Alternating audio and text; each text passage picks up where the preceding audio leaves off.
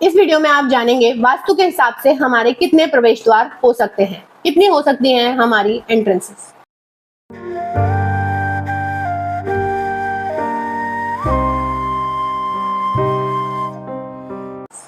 नमस्कार, आप सबके अंदर बसते शिव को मेरा नमन।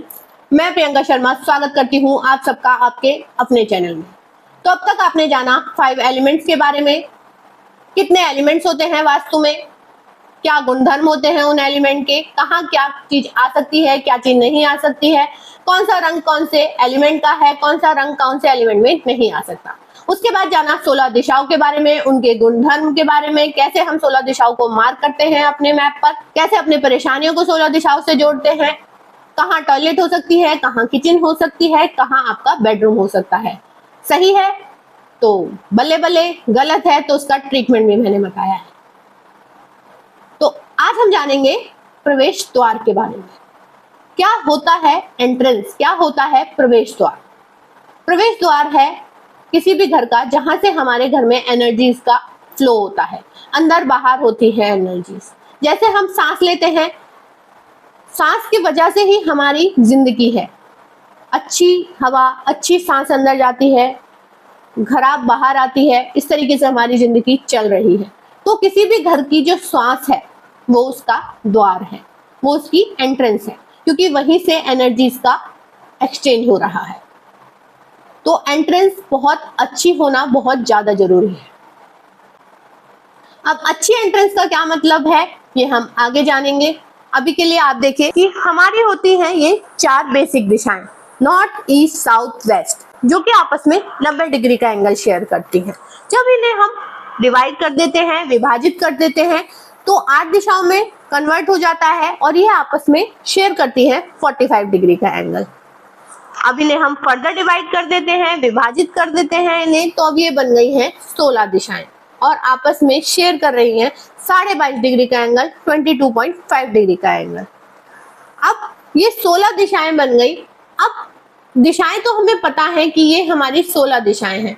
अब इन 16 दिशाओं को जब हम और विभाजित कर देते हैं और डिवाइड कर देते हैं एंगुलर डिवीजन मेथड से, तो ये हमारी 32 एंट्रेंसेस में कन्वर्ट हो जाती है। कि जैसे कि एक दिशा 22.5 डिग्री की है, उसे फर्दर डिवाइड कर दिया तो 11.25 डिग्री के एंगल पर एक एंट्रेंस मानी जाती है। तो अगर 16 दिशाओं को डिवाइड कर देंगे तो वो इक्वल पार्ट में डिवाइड कर देंगे तो वो 32 में कन्वर्ट हो जाएगी। तो 32 एंट्रेंसेस होती हैं हमारे। देखिए जैसे ये N1, N2, N3, N4, N5, N6, N7। तो आप यहाँ देख रहे होंगे कि NW के अंदर W8 और N1 एंट्रेंस है। इसी तरीके से नॉर्थ नॉर्थ वेस्ट के अंदर N2 एंड N3 एंट्रेंस है।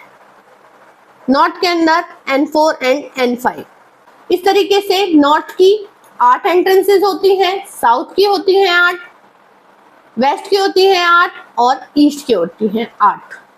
अब नॉर्थ की 8 एंट्रेंसेस का मतलब ये बिल्कुल नहीं है कि आप अपने घर की नॉर्थ साइड में जाइए, उसके सामने वाली दीवार को 8 पार्ट में डिवाइड कर दीजिए और बोल दीजिए कि यहाँ N1 से N8 की एंट्रेंसेस हो गई। पर ऐसा नहीं है।